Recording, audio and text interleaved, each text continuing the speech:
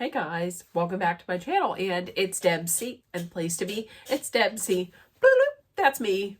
Boop, Debsy. Hey guys, happy Thursday.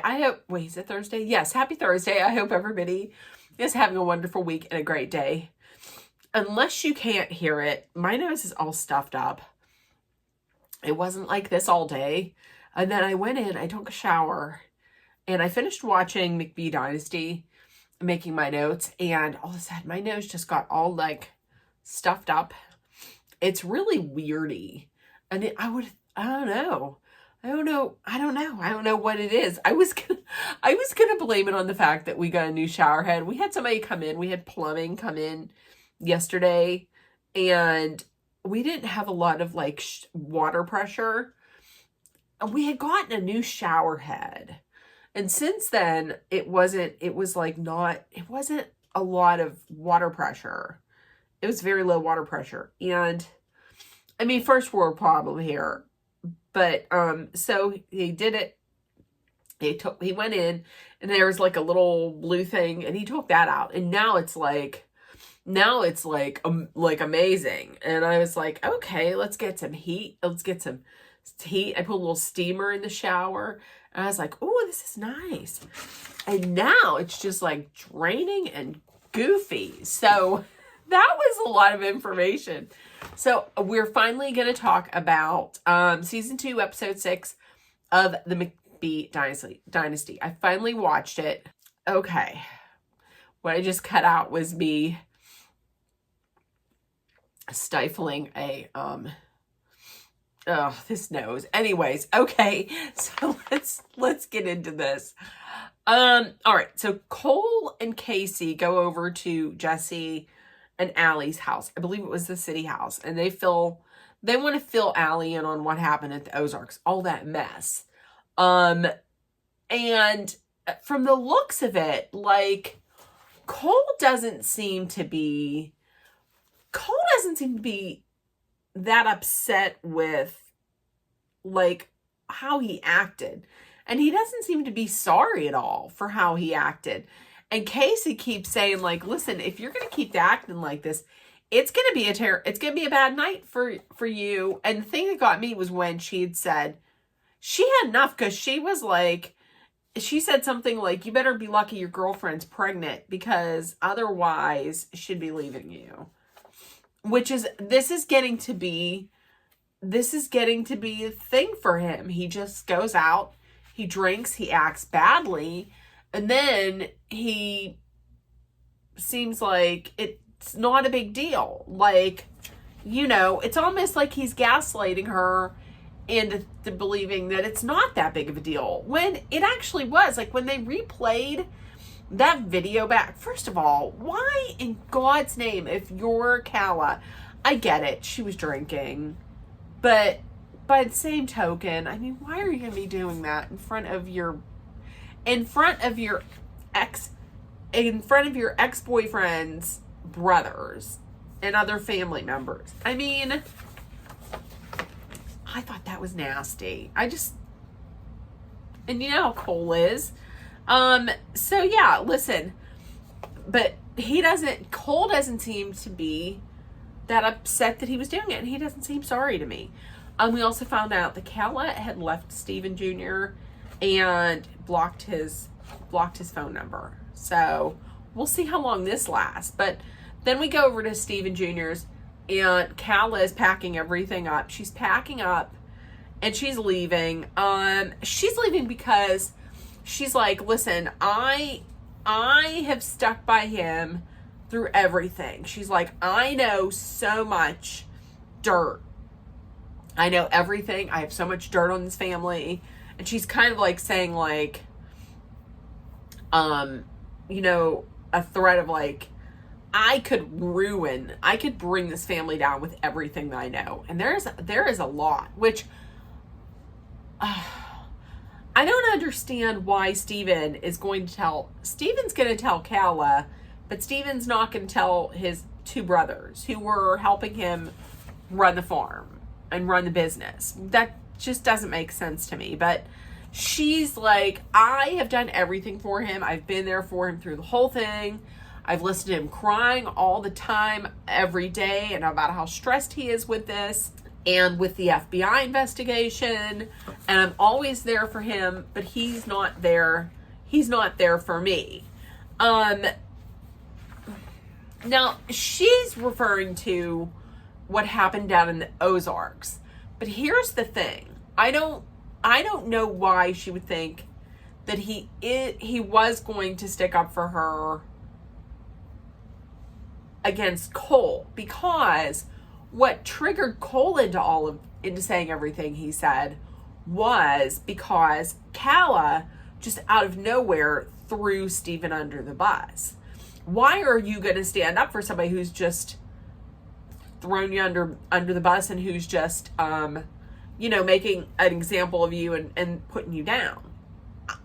I wouldn't. Listen, this whole thing needs to end. I mean, and it needs to end for good, because Calla, both of them have had their hand in bringing toxicity to this relationship, is all I'm going to say. And if I was her, I mean, she's out and she's like, I'm gone and I'm leaving.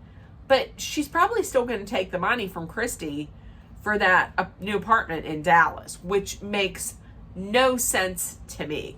Like, I'm with Calla's friend who episodes ago, oh no, was it episodes ago?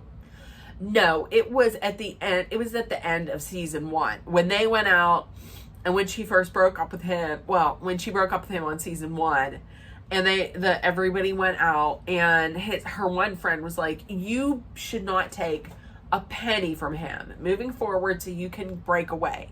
That's exactly right. She shouldn't take a penny from any of them.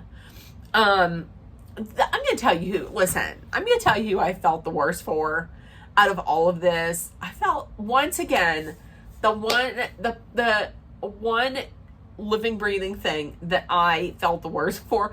I felt the worst for Sitka the dog, because once again, she's leaving the dog. The dog is there by himself. He doesn't know what's going on. He just sees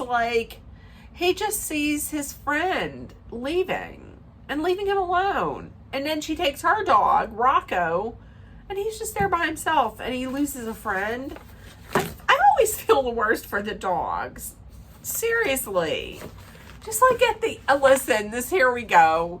Just like at the end of A Star is Born, the last one with Lady Gaga and Bradley Cooper. I'm not going to say anything, but listen, the thing that tore me up the most in that damn movie at the end was the dog.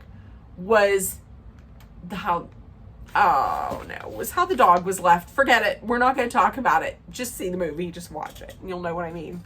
Okay, let's move on. So Steven Jr. meets Galena for lunch. And just listen. Galena's like, I think this might be, that's not a good Russian accent. I can't do a good Russian accent. But she's like, listen, so I guess what's happening to me now with Masha taking my man is karma for me, breaking up Christy and Steven Sr.'s marriage. And then we find out that, and listen, I'm going to tell you, I agree. I feel like that's karma, and I'm going to tell you, what do I say? Here it is. Let's get a sip. Get ready. Sage advice coming up. Here we go. You lose them how you got them. Okay? Steven Sr. cheated and you got him. How you losing him? He cheated and you lost him.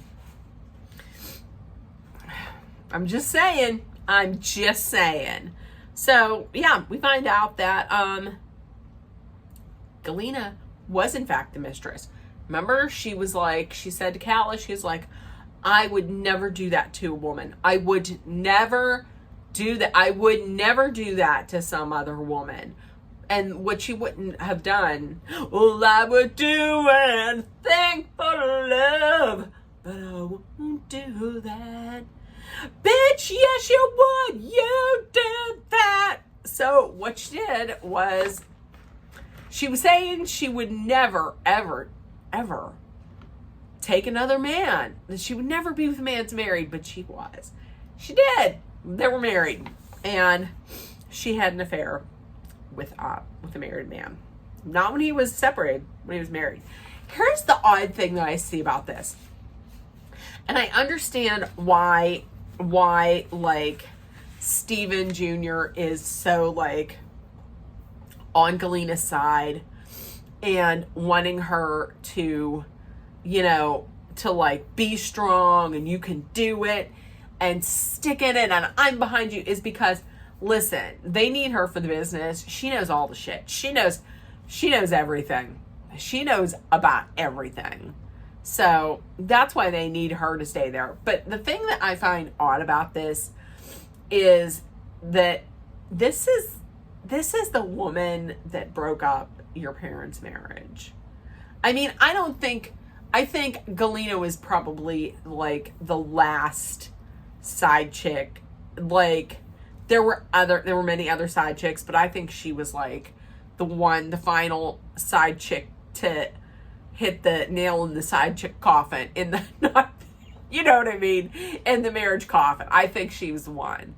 So apparently she was. And I find it odd that like, that he can be such good friends with that woman, you know, the woman that helped break your family apart. I mean, I understand why he's doing it, but I still think it's odd. Okay, so, Christy, I didn't understand. Listen, so Christy visits Jesse and Allie's city house, and I think it's one of the houses. And we find out that Jesse and Allie, like, they're hiding Masha's car in their garage, so that Galena doesn't find it and beat the shit out of it again. Here's the thing, and then later she comes over and picks it up. Here's the thing with Masha. Anytime Masha talks to anybody from like the McBee family or McBee family adjacent, meaning Casey and Allie, honestly, she always gives me like the vibes that she thinks they're her assistants, or like that they're below her. I don't like that. I don't like Masha. I don't like Masha at all. And I don't think she brings anything to the show. So there we go. That's it. She's pretty. She's cute. But I don't like that. I don't like how she kind of, it's almost like she looks down on them. Okay, so amongst all of this, Arthur Bryant, Steven Jr., you know, they have that like deal with Arthur Bryant to supply all of the brisket, all the meat to Arthur Bryant in Kansas City. So they get a call. He gets a call from them and is like, okay, come on down because your brisket's fucked up. So he goes down there. He's like, shit, this is our second strike. This is not, I don't think this is going to be good.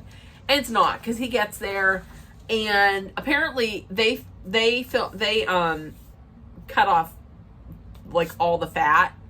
And so they showed him like one brisket, which was, you know, plump. And then another brisket that looked like shoe leather. And they cut it and was super dry. So they cut all of this fat off, and I guess they had to jack up the temperature on the McBee meat like 10 more degrees. So it shriveled up, and that's what she said. And so it sucks. So it's terrible. You need that fat. You need some fat. So he's like, oh my God, I'm sorry. I'm not going to make you pay for this. And we're going to do better. So this, and then leave it. And honestly, I'm going to tell you, he was like, I guess I told them to cut some fat off, but I guess they went too far. Later on, they took too much off. Later on, they show like a flashback of him talking to them, and he tells them, cut all of this off. So they were doing what he told them to do. And now he's worried. He doesn't know if he can keep this deal with Arthur Bryant. I almost said Lane Bryant, with Arthur Bryant together. And this is a big deal. This is like 6 figures. So Stephen then goes over to join the rest of the family, and he's like, look, I fucked up. This beef, it's not good. This isn't good. And Cole was like, you could tell Cole was kind of happy that he screwed up, because he was like, oh, he made a mistake. Something like that. But so Stephen and Christy talk, and he's like, hey, listen, they're in debt, $80 million between the farm and the car washes. Now here's what I'm gonna say. Why do you need the car washes? A car wash coffee house? But I just still don't understand. Do you get the coffee and then you sit in your car while it goes through? Or do you get out of the car and your car goes through the car wash and you drink coffee while it goes through? And they dry it? What is it? I don't understand. I saw something on TikTok with Stephen Jr. talking about it. I'm gonna have to look at it, because that don't make no sense to me. That doesn't make any sense. But he's like, listen, we're $80 million in debt, but thankfully, according to what Cole told us, the crop yields are doing better than ever, so it should be okay. And then talk turns to Galena, and he's like, I don't know if Galena's mental well-being is going to last for another 6 months. Like, this whole thing with Masha and Dad is tearing her apart. You know what I'm going to start singing now? It's tearing up my heart when I'm with you, but when we are apart, I feel it too. Oh, I don't want to get copywritten. Okay, so there we go. Listen, Christy's like, listen, you need to think about letting that bitch go. And he's like, but I can't. He didn't come out and say, but I can't. She knows everything. And I don't want her going out and telling people, because if word gets out about that, even he said, if word gets out about that, we're going to lose clients. We're going to lose a lot of money. As you should. So she's like, listen, let her go. Everybody, like Abby Lee Miller said, everyone's replaceable. Well, except for Maddie. Maddie wasn't. Or was she? No, Maddie wasn't. But everybody's replaceable. We can get more people in. They can be trained. Okay? They're fine. You'll be fine. And then we find out, listen, okay, so Stephen Sr., he was sleeping with Galena for years while they were married, and they were not separated. Like, they were living apart, but they were still married. They were not separated. And Galena started with him as like a cleaning lady. Those pictures of Galena when she was young, when she was younger, she looked really young in those pictures. Like, I don't know what the age difference is or how, I don't know. Because they were married for 28 years. I don't know. She looked pretty young. Okay. Now listen. Here's the thing. Here's the thing that got me, and I have written right here, WTF. Stephen, did you really ask your mom to sit down and talk to the side chick that busted up her marriage? That's what you're asking her to do. And the look on Christy's face was like, the fuck you want? you want me to do this. Oh, for crying Edleys. This is what you want me to do. If I was him, listen, I would have said no. But she's better than I am. Okay, so next, Casey and Allie talk. They talk a little bit more about, like, you know, what happened in those arcs. I'm going to tell you, Casey has every right, and has every right to still be mad at Cole. That was shitty. That was shitty what he said. What he said about Calla and wanting to do that, to eat her, to eat Boutte. No. I thought that was shitty. So, and Casey, listen, absolutely, Casey, she said to him, would you want someone talking to your daughter the way that you spoke to Calla? No, you wouldn't. And then when he gets drunk, he ends up then taking it out on Cassie. And he'll be like, well, that's what happens when I get drunk. That's not an excuse. You're going to be having a baby come in. A baby girl coming in 3 months. In 3 months, you got to clean your shit up. And also, Cole and his uncle are talking about, you know, him drinking and everything. And once again,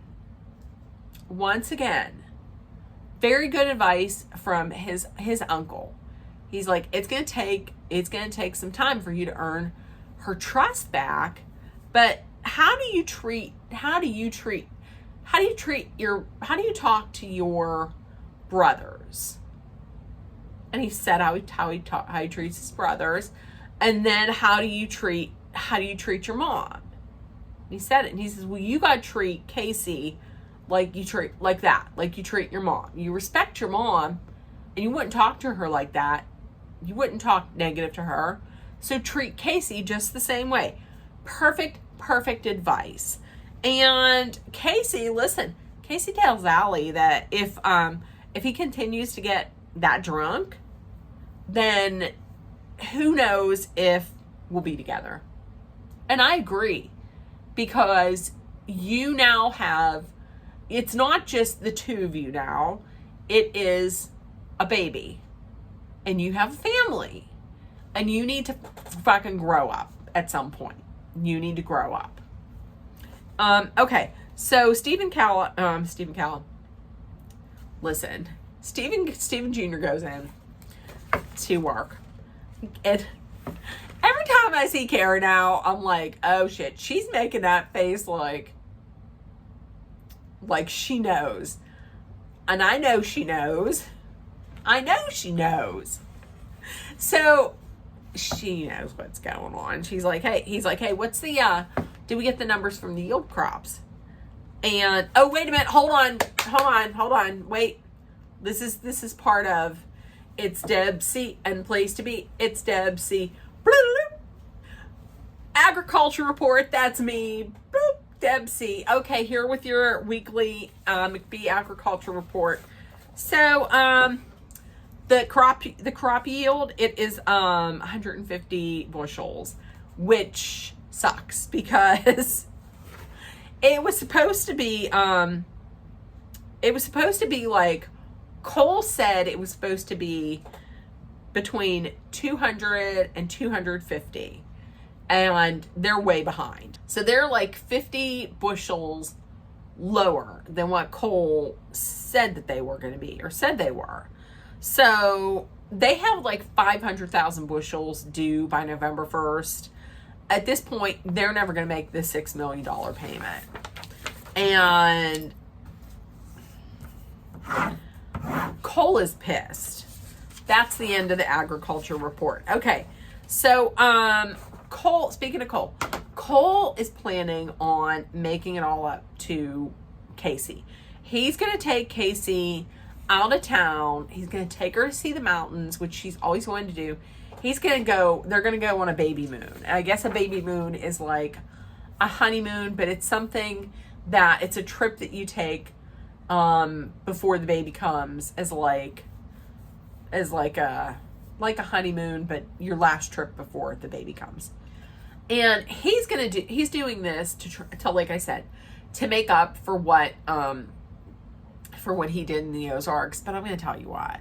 Listen, talk is cheap, and while it is a lovely gesture, he needs to change. I mean, it can't just be words and presence. He needs to change. But he tells Casey's real excited, and famous last words from Casey: Stephen won't even miss you. He won't even realize you're gone. He won't even miss you. You're going to guess again about that. Okay. So with Galena gets a text message from Christy saying, yeah, I'd love to meet up with you. That is surprising as shit. But we know she's just doing it for Stephen. Okay, Stephen confronts Cole about like the screwed up crop yields, the crop yield amounts. And Cole is like, listen, if we could just get through to next year, but there's no next year. Like, they have to have this $6,000 by November 1st. Like, they got to have this money. You can see that Stephen's getting ready to have a heart attack at this point. And then he brings up the baby moon. And then Stephen brings up the baby moon.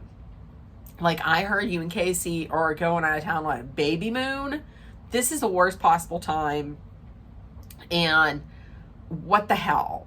And Cole's like, I have it set up. I have everything set up. I'm only going to be gone 2 days. Everything will be fine. And Stephen still is yelling about it. And then Cole says something like, I'm going to put my family first, so at least my relationship works out. Something like that. I was like, okay. Oh, okay. But here's my question that I thought about this. Now, you know, Stephen is stressing every single day about this. Why doesn't he tell his brothers about this? Like, is he not telling them because, like, his brothers have families, have, like, things going on in their life? Like, Cole is expecting a baby and Jesse's getting married. I don't know, but I mean, it's kind of like, I don't know. I don't want to say like him being a martyr. Like, look at me. I'm trying to save everything. It's all on my shoulders. I don't know. I mean, or does he not trust them that they won't tell anybody? I mean, I know eventually in the season, I think he does tell them, but I'm just wondering. Okay. Cole and Casey, they fly out to Estes Park in Colorado to see the mountain. She's always wanted to see the mountain. She is so happy. Listen, the person that I feel the worst for out of this whole show is Casey, just because Cole is such an asshole to her. Like, she has to put up with a lot. So. And they're chilling on the back porch. They're gonna get a charcuterie tray, and Cole's like, "I love you. I want to be with you forever. You and Blair are the only ones that matter to me, and I want to prove it to you." And she's like, "Listen, I got trust issues because, I didn't plan. Like, we didn't plan on me being pregnant, and she's worried about like." What if he continues to go out and drink and acts out? And is he always going to be with them? What if he leaves them? And he's like, I will win back your trust. I will win back your trust. Listen, remember, I'm looking right at the camera, the phone, and saying this. I will win back your trust. Famous last words. Remember this. So back in Gallatin, there's like this big, not this big. Yeah, there's like this big accident. Not really an accident, but I guess they're running the tractor, and all of a sudden, like a wheel flies off the tractor. And how's that? I mean, how's that the problem of Cole? I mean, Cole wasn't there whenever he wasn't driving the tractor. I don't know why it's his problem. You guys can't just figure it out. I mean, Cole's the only one that knows how to figure that stuff out. Also, then Steven is talking about all this like mounting financial, all these terrible financial problems that they have. They're just building up and building up. Not all of those problems are not all of those are Cole's problems. Also, you want to be the head honcho. You're the head honcho of all of this. So, I mean, figure that out, Steven. And you don't want to tell anybody about these problems so that they could maybe help you. But hey, what do I know? Not much. Okay. Finally, Christy meets up with Galena.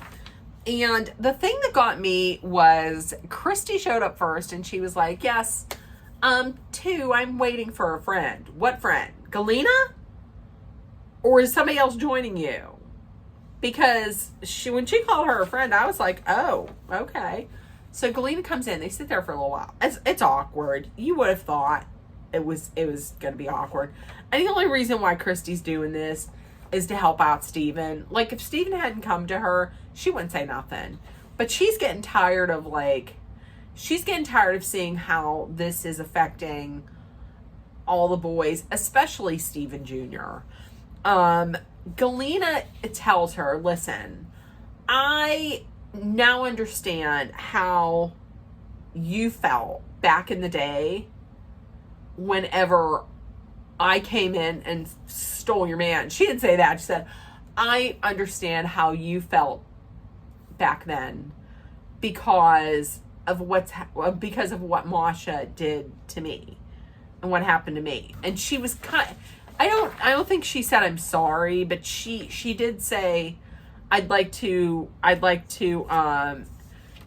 explain my side of the story or something. Chrissy was having none of it. She was like, no, thank you. That's okay. I don't need to hear your side of the story, you whore. I don't need to hear your side of the story. I need you to cut out this bullshit. All this nonsense with you and Masha and you crying over Steven and lashing out and, letting chickens out and beating up cars and shit.